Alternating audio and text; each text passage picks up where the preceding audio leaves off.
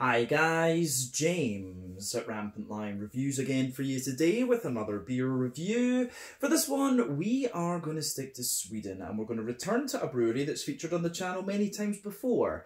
I've had some really nice beers from these guys over the years, a good few different styles, but I think it is definitely fair to say that this brewery are still best known for their New England hazy, whatever you want to call them, IPAs. In recent times they have been experimenting a little bit more with lager beers as well, which has been quite interesting, but yeah, definitely New England hazies are the style you associate most with this brewery.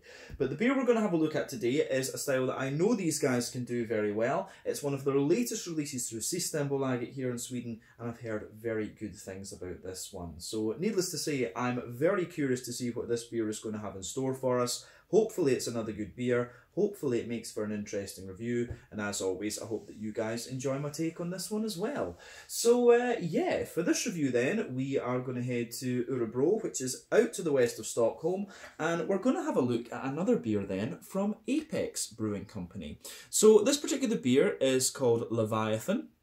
It comes in at 6.5% ABV, and this is yet another New England hazy, whatever you want to call it, IPA. So yeah, this beer was released as part of the Lokalt Osmoskaligt assortment through Systembolaget here in Sweden for January of 2022, and they released it along with the Doom Scroll, which I reviewed for you a few videos ago, and that was very, very nice. So hopefully this one carries on in the same vein as that. But yeah, let's crack on and see what this beer is going to have in store for us. Always nice to review the new Apex releases, of course. So yeah, as always with my reviews then, I'll tell you a little bit about the brewery before we taste the beer. If you want to get straight to the tasting though, just fast forward.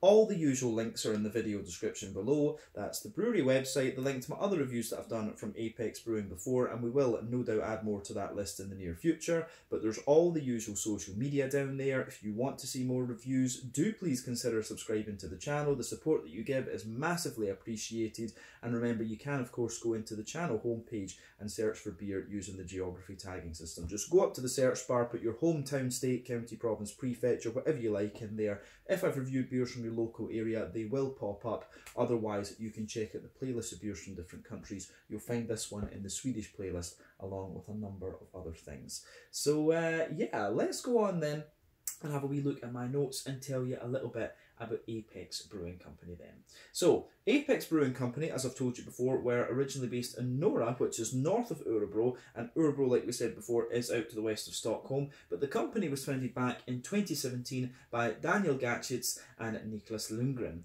Both of these guys are musicians, with Niklas having played in the band 59 Times the Pain, whereas Daniel played in The Voice of a Generation. But Daniel and Niklas are responsible for the brewing operations, but there are a few others involved in the company as well. This is Leif Carlson, Ola Eriksson and Roger Hjelm, and they take care of mainly the business side of things, different aspects of the business side of the brewery. But they started off with a small 500 litre brew kit and 6 fermentation tanks, and for the first wee while they were just selling their beers in the local area before they got them into Systembolaget, which, if I remember rightly, was sort of late 2017, early 2018.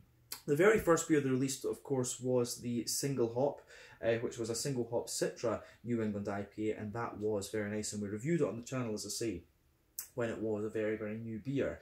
But over the course of 2018, they brewed around 35,000 litres of beer with about 25 different varieties, all of which were New England hazies, but they brewed around 120,000 litres over the course of 2019.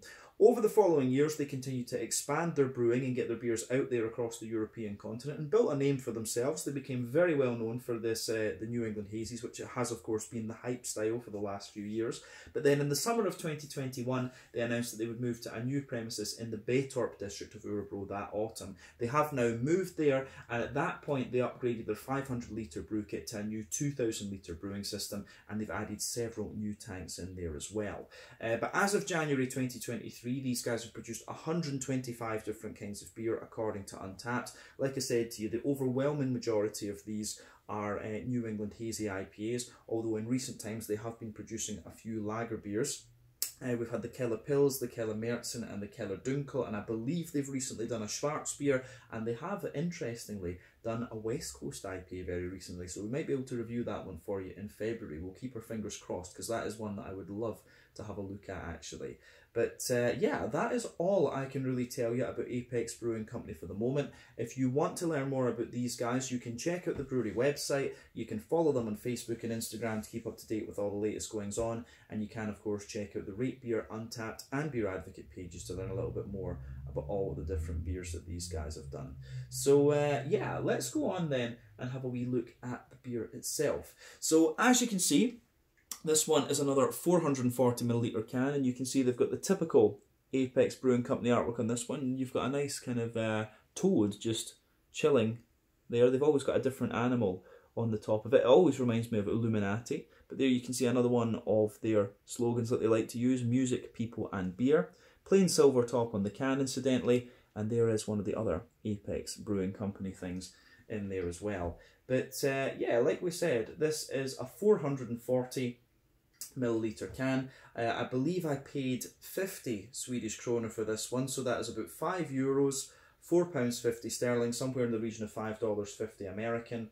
But yeah, like we said, a 6.5% New England hazy IPA.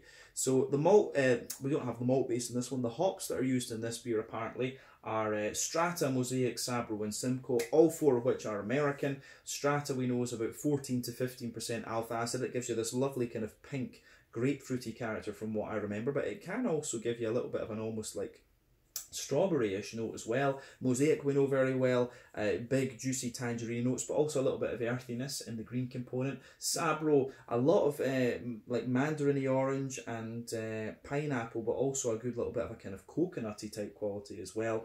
And then we've got Simcoe, which is about 12% alpha acid, and it gives you a lovely kind of soft passion fruity character when you put it into New England IPAs. But yeah, nice hop bill on this one, a little bit unusual. But yeah, this beer is supposed to be pretty nice, but you're always guaranteed a really solid New England hazy IPA when it comes to Apex. So yeah, I think without further ado, we can open up the can and have a little look at the beer and see what it's all about. So, yes. As I mentioned earlier as well, this one was released in the Lokalt Småskaligt assortment through Systembolaget for January of 2023, along with Doomscroll, but it was available for a little bit of time before that through Glassbanken.se. They've got a warehouse in Denmark, so Apex send all the beers down there and then they get sold all across Sweden. It's just one of the kind of loopholes in the EU that they can get away with and do. It's kind of clever actually. But yeah, anyway, as you can see, this beer has poured pretty much as you would expect of a New England hazy IPA. So you can see that there's a solid finger and a half maybe of a frothy, almost perfect white head in there. That goes together very, very nicely. So yeah, frothy, nice kind of frothy head on this one. I would say it's got a slight, I think it's maybe got a slightly cream tinge to it actually, rather than being perfect white. But you can see there's some medium-sized bubbles on the surface there, a few smaller ones in the middle, but then you've got the more bumpy bubbles further up actually. But yeah, it does look very, very nice. In terms of the colour of this beer, I would say that this one reminds me of a little kind of mango juice. I always like comparing New England IPAs to different fruit juices because that's just what they remind me of. But yeah, lovely kind of bright yellow colour to this one. So remember, the colour of your beer depends on 1, the type of malts that you use. This goes a long way to determining your EBC rating. 2, the length of your wort boil is also going to play a role, because the longer you boil the wort, the more the sugar is caramelised, and thus you get a darker coloured beer. But any barrel aging that you do or any adjuncts that you put into the beer will affect that as well. But when it comes to IPAs, you don't often have to care about those latter 2 variables. Doesn't matter whether it's West Coast black or whatever. To be honest with you, you don't often barrel age IPAs, to be honest with you. But yeah, looks pretty nice. In terms of the level of haze in this beer, it's not the soupiest and gloopiest of IPAs that you're going to come across, but for a 6.5% or single New England IPA, I think this one goes together pretty well. It does have a good little bit of haze to it. So remember, the level of haze in these beers depends on the oak content, wheat content, and to a degree the yeast that you use. This can all vary from brewery to brewery and beer to beer, of course. It doesn't matter really what percentage your beer is in terms of alcohol. But you can see the head on this one has faded away to be a kind of thinner foamy layer. There's still a bit of a ring around the edge of the glass there, but overall it does look pretty nice. And as I said, this is what you would expect from a New England IPA. So yeah, I don't think there's anything else we need to say about the appearance of this one. We can have a little look at the aroma and see how we go then. So let's do that. Oh yeah, that does smell very nice actually. So yeah, in terms of the aroma of this beer, it kind of gives you everything you would want for the style. I would say that overall it's quite, you can smell there's a mix of oaty and wheaty character in this one. You've got a nice juicy fruity character, and you've also got quite a bright green component to it as well, which I do, I have to say I do quite enjoy. So yeah, aroma wise, this is quite an interesting beer. So in terms of the yeah, in terms of the overall leaning of this beer, as I've always said, with New England IPAs, for me, there are 6 elements to think about. So farmhousey yeasty character is one, the rye leaning grainy side of things is another, but then you also have, those two are a bit more prominent in American brewed IPAs, I should point that out. You've also got wheaty bitiness, oaty creaminess, barley malt bread, and then the sweeter side of things. So these beers always show you a little bit of everything normally. Rye maybe not so much, but they often show you little bits of all of these characteristics that I've mentioned. So they'll always lean different ways, and that's one of the things that Apex are really good at. They'll play around with the malt base, they'll play around with the different hops and stuff. I'd really love to know what their creative process is when it comes to making these New England hazies. But yeah, aroma wise, this is lovely. Quite a it's got a mix of the wheat and the oats in there. You've got the lovely bright juicy fruits and a nice kind of more floral leaning green component. So yeah, I do like how this beer goes together actually, so it gets a thumbs up from me. Yeah, so in terms of the aroma then, just to break it down and describe it for you a bit more in depth, you can smell the backbone of this beer is absolutely that lovely kind of fresh white bready bread crust there. That is the backbone of the beer. You can also smell it's like a very fresh bread though. It's almost like the flour is still on the crust when you've taken it out of the bakery. So yeah, a little bit of bread crust. There's a little touch of woodiness in there. There's a Jacob's cream crackery element too. You've got that lovely, lovely, fluffy, fresh white bread in this one, which I do quite enjoy.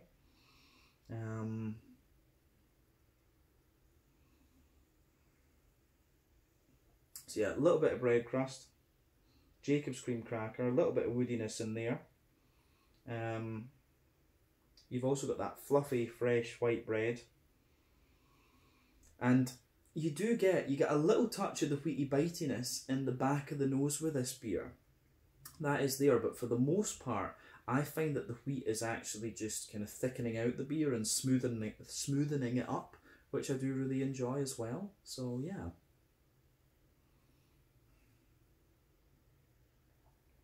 So yeah, the way that this beer goes together, I think, is really nice, really lovely, juicy kind of character out of it.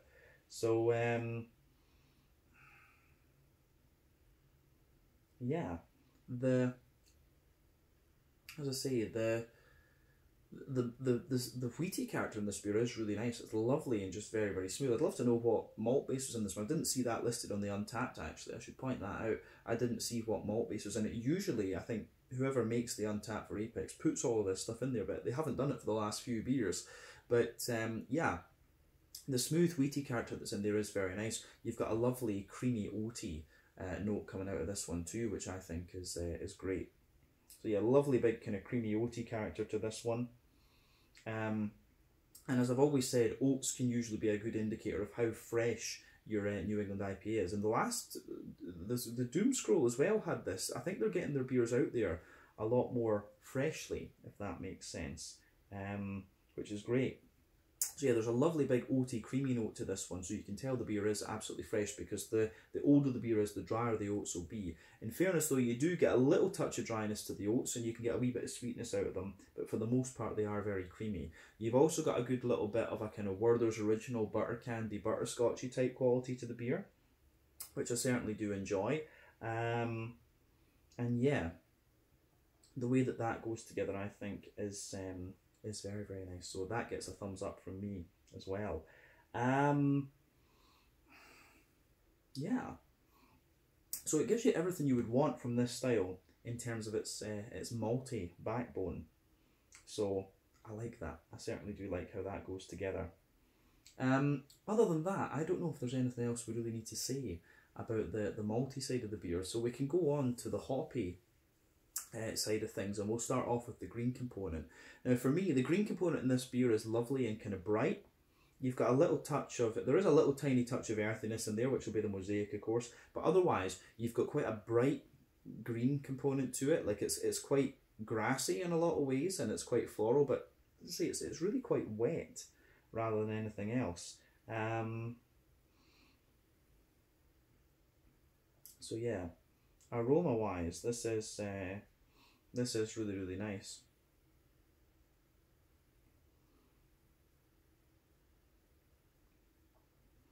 But yeah, for me, the green component in this one is really very, very wet and very smooth. As I've always said, when it comes to IPAs, there are 3 different kinds of hoppings. You can do early edition hopping in the first hour of your wort boil, gives you mainly bitterness. Late edition hopping in the last half hour of your wort boil, that will give you mainly flavour and aroma. But then you've also got dry hopping, which comes after the wort boil is complete, and that gives you all aroma. New England IPAs tend to use late edition and dry hopping, sometimes a little bit of early edition hopping, whereas West Coast IPAs use all 3, which is why they're bitter. The way you can tell is in the aroma and the flavour. And the flavour with with early edition hopping, you'll get a lot more depth and dankness to the beer, whereas if you use late edition and dry hopping, you get a more bright character dominating the flavour. And with this one, you can tell it's going to be very bright, and it's also quite wet. So yeah, that's definitely something to keep in mind when you're trying these beers. But on the fruity side of things then, for me, it's got a lot of, this beer really leans towards the kind of orangey, tangerine side of things, which makes sense when you've got Sabro, and yeah, it definitely makes sense when you've got Sabro and Mosaic in this one. There's a lot of that, but yeah, at the back of that you can smell that bright pink grapefruit from the Strata. For me, Strata is very, very distinctive in that way, with its bright pink grapefruit, but also the kind of strawberry notes as well. So yeah, bright pink grapefruit from the Strata for me. You've also got, as I say, there's a lot of orange in this one from the Mosaic and the Sabro, and that little bit of kind of coconutty character in there.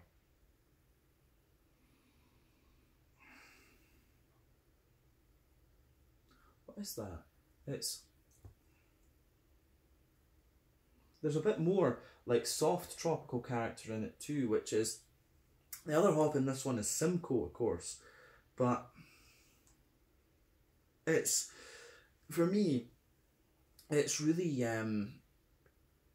it's actually more kind of mango-y and apricot-y. Usually Simcoe would give you that like a more smooth passion fruity character, but for me, as I say, you've got that pungent pink grapefruit from the Strata, but then in front of that you've got a lot of juicy mango and a bit of apricot underneath, which I'm guessing will be from the Simcoe. And then yeah, you've got the little bit distinctive coconut as well from the Sabro, a little bit of pineapple, and the big juicy orangey characters too. So yeah, the way that this beer goes together is quite is really quite nice. Yeah, gets a big thumbs up from me, this one. I do like how this beer goes together. So yeah, aroma wise, this is really nice. The fruity notes for me incidentally are quite oily and quite juicy, so I think this is going to be good. But as I always say, take a wee bit of time to ponder over the aroma of the beer before you get stuck into it. But I think it is about time that we try this one and see what it's all about. So yeah, this is the Leviathan, a New England hazy, whatever you want to call it, IPA from Apex Brewing Company in Örebro to the west of Stockholm here in Sweden. Let's get stuck in. Slange, skål, cheers.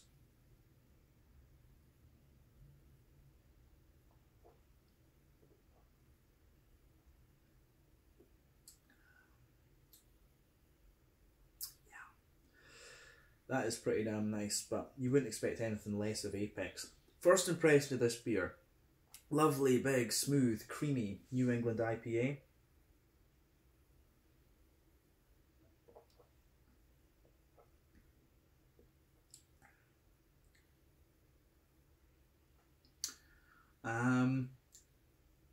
So yeah, lovely, big, smooth, creamy, leaning IPA, this one. Lovely bright green component to it, smooth and juicy, and yeah, good balance in between the oats and the wheat in this one actually, which is kind of what I expected from the aroma. I think this is one that really does, where the aroma and the flavour kind of match together pretty well, so that is worth keeping in mind.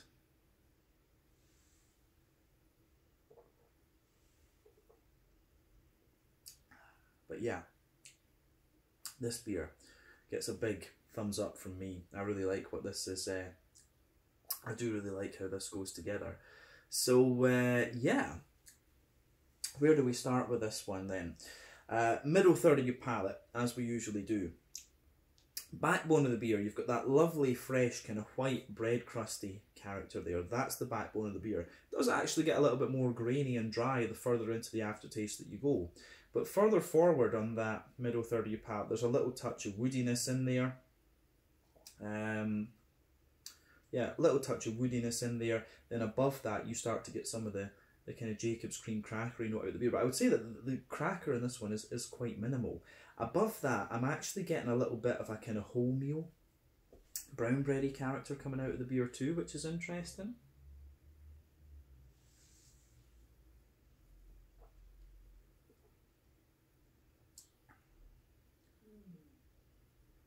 So yeah, definitely a little bit of a kind of wholemeal brown bready character coming out of it.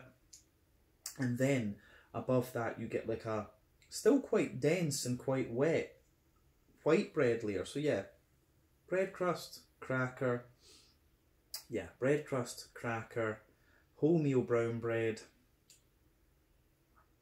fluffy white bread, and then you've got more of a kind of smooth wheaty character sitting above that. And the wheat in this beer really does act like a smoothening agent. There's a bit of bitiness further back, right enough. But this beer, the malt base in this one for me really is quite dense compared to some of the other Apex beers we've had in the past.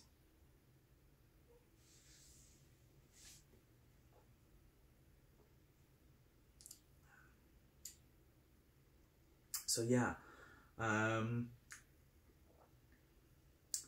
the Apex beers, this is what I really like about the Apex beers, because even though they focus on the one style, they really show you a lot of different nuances and things. And like I say, when it comes to the single New England IPAs, I think this is one of the denser ones that we've had. But I think, if I remember rightly, I said the same about the Doom Scroll as well. That was really quite a thick, dense New England IPA compared to a number that we've had from them.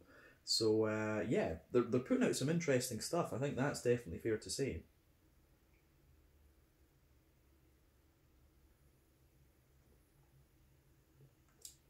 But yeah, that is a really, really nice beer, this one. So from that sense, the malty side of this beer is good. So like I say, the wheaty layer in this beer is kind of densifying it out, and it's acting like a smoothing agent. But as you go down on top of that wheaty layer, you get the oats, and you can feel that down the middle line of your tongue, they're really nice and creamy. And as you just move out toward the edge of your palate a little bit, it gives you that little touch more kind of brightness, which I do enjoy. So you get that nice little bright, you get that nice little bit of kind of brighter and sweeter oaty character there. But in the dead centre of your palate, you've got a wee touch of that kind of Werther's Original butter candy, butterscotchy sort of thing. And that's there, but as you move out toward the edges of your palate, it will give you a little touch more kind of McVitie's digestive biscuity character. So yeah, the way that this beer goes about its business in that sense is very nice.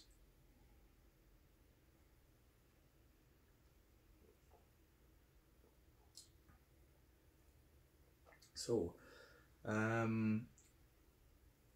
yeah, I like this one. I do like this one for sure. I think that covers everything we need to say about the middle third of the palate with the beer. So let's go on to the Let's go on to the back third of the palate then. The border region between middle and back third of your palate, again, you get a little bit of a white bready build up there. The base of the back third of your palate is a little bit more grainy and bread crusty. And then above that, you get a wee bit more Jacob's cream cracker. As I've always said, more dry and bitter flavours come out further back on the palate, whereas sweeter flavours come out further forward. So yeah, more of a grainy bread crust, a little bit more of a dry Jacob's cream cracker. You've got a layer of wholemeal brown bread, which is a bit taller and a bit more airy. Then above that, you've got a more tall and airy kind of white bready character coming out of this beer, which I also really enjoy. But then above all of that, you start to get the kind of wheaty bitiness. You can feel there's a little layer of the wheat there, and it just shows you that little bit more of a kind of bitey character, which is nice. Above all of this, though, you've got some of the more yeasty elements coming out of the beer, and to me, that feels like a little bit more of a kind of farmhousey. Yeah, it feels like a little bit more of a sort of farmhousey ester that's coming out of the beer. So a little bit of a farmhousey, bready kind of character, a little touch of honeycomb in there, a little bit of woodiness. So yeah, you've got all that from the malty and yeasty side of the beer, but definitely on the back third of the palate, you can feel the flavour is taller. Then as you come further forward into the middle third of your palate, it just condenses down and squashes together that wee bit more, which is nice as well. So yeah, beer gets a big thumbs up from me from that particular perspective. The malty and yeasty side of this one is quite nice, and like I say, for a 6.5% IPA, this is quite a dense beer in that sense. So yeah, it's interesting, because normally with these beers, for them to feel as dense as this, and for me to be as satisfied with the mouthfeel, you have to go up to the doubles and triples and stuff like this. So that's an interesting point. On the hoppy side of things then, let's look at the green component.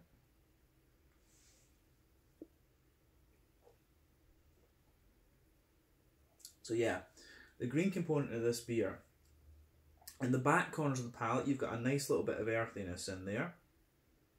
As you move further forward, there's a little bit of herbal character, and as you push further forward, there's a good little bit of floral aromaticity in there, and it's a little bit spicy as well. So yeah, a little bit of earthiness, a little bit of herbal character, and then it becomes more floral and spicy as you come further forward. As I say, the green component in this one is quite bright. The earthiness is a little bit more prominent, so I do wonder if they have used a little bit of mosaic in the whirlpool with this one, just because that earthiness is that wee bit more prominent. But around the front curve of the palate, the beer is a little bit lighter and more grassy, and the green component overall, like I say, is quite wet in this one. So yeah, the way it goes together is quite nice. So yeah, in terms of the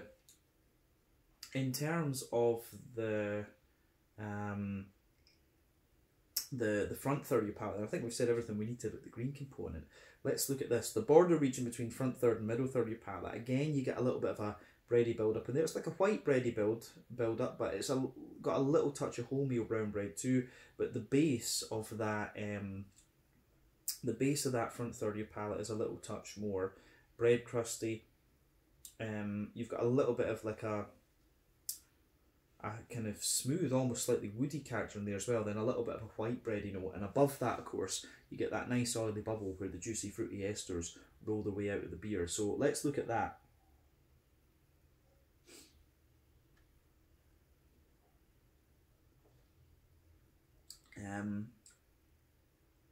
Yeah, so on the fruity side of things, you can kind of feel all the hops in this beer, which is quite nice. At the back of that front third of your palate, you do get a little bit of that very bright pink grapefruity character that you get from the Strata. But it's not too prominent actually. Strata for me can show a little bit of pink grapefruit, but it can also show a little bit of strawberry character. And yeah, it's interesting how it really is interesting how this beer goes together in that sense, because yeah, there's a little touch of that pink grapefruity character at the back of the front third of your palate. Then as you move further forward, you get all the smooth kind of tropical notes that you would associate with you get all the smooth tropical notes that you would associate with Simcoe. So there's a bit of juicy mango in there, and as you reach the middle of that front third of your palate. There's apricot, a bit of papaya and so on. And for me, there's a little touch of pineapple too, which I think is most likely to come from the Sabro. But as you move into the front half of that front third of your palate, you can feel it's all about the kind of orangey notes. There's a little bit of the coconut underneath from the Sabro, but then yeah, you've got the tangerine and the light juicy, or the sort of, you know, Sabro on its own usually gives you more of a kind of mandarin flavour, which is a bit sharper for me. But yeah, you've got this nice oily orangey character, but then you start to get a little bit of a juicy strawberry element in there as well. So yeah, the fruity character in this beer is quite unusual. I mean, you've got 4 hops in this one. As I say, Strata, Simcoe, Mosaic and Sabro, and it's a really unusual combination. It's not one that you come across all that often, but it has a really interesting side to it. So yeah, pink grapefruit, a little bit of, yes, there is a wee touch of soft passion fruit in there, but juicy mango, apricot, papaya, a little bit of pineapple, then yeah, tangerine oranges and a bit of kind of strawberry, kind of like a candied strawberry sitting underneath that. So that's a really interesting combination of fruits in this beer. So again, Apex are showing you exactly what all these different hops can do, and it's an interesting hop combination. So yeah, it really would be interesting to know the creative process that goes into making these IPAs. You know, do they make a hop combination then a malt base to suit, or do they do a malt base and think, oh, what hops could be interesting to put with this? I'd be very curious to know exactly how they do it. But still, that's a really nicely done New England IPA, this one. And the more that I drink of it, the kind of juicier it gets. And as I say, it's quite dense too. So I think on this note, we should move on and round off the review with the mouthfeel. So for me, mouthfeel wise, this beer is top end and mid bodied. The carbonation is quite smooth. It's quite a creamy New England IPA, I would say. Has a little touch of dryness to it as well, but quite clean at the same time. The malt base as well is more of a, yeah, the malt base in this beer is a little bit more of a, it has a wee bit of a more it has a little bit of that more grainy dryness to it, which is interesting. So you've got a bit of grainy dryness in there, a bit of smoothness, some creaminess, and a wee touch of sweetness to the malt base. But the green component is quite, the green component for me is quite wet and quite smooth. And then you've got that lovely kind of juicy, fruity character coming out of this one. A good balance between tropical fruit and more citrusy fruit in this one, but quite an unusual combination, I would say. But yeah, these last 2 beers that we have from Apex have been really interesting, mainly because their mouthfeel has felt a little bit more dense in a sense. Because like I said, with New England IPAs, especially the single ones, I find them often very light in the mouthfeel, but these 2 that we've had from Apex recently have kind of gone against what I've seen recently. They have been that little bit more dense, because normally you have to go to the doubles and triples to get the big thick creamy character that we came to know and love with this style. But yeah, for me, thumbs up to Apex for this one. They've done a really interesting New England here, and I certainly wouldn't hesitate to drink this again, but no doubt they'll have more beers out next month that we'll want to check out as well. So yeah, I think we can leave it there. This one was the Leviathan, a New England hazy, whatever you want to call it, IPA at 6.5% ABV from Apex Brewing in Örebro here in Sweden. Once again, thank you for watching my beer reviews. Until the next time, please like, subscribe, share, all the usual YouTube stuff. Let me know your own thoughts on this beer in the comment section below. Let me know what your favourite beers are from Apex Brewing Company as well. We will no doubt return to these guys at some point in the near future. But in the meantime, check out my social media, check out theirs, and I'll see you guys in the next review. Slàinte, skål, and cheers.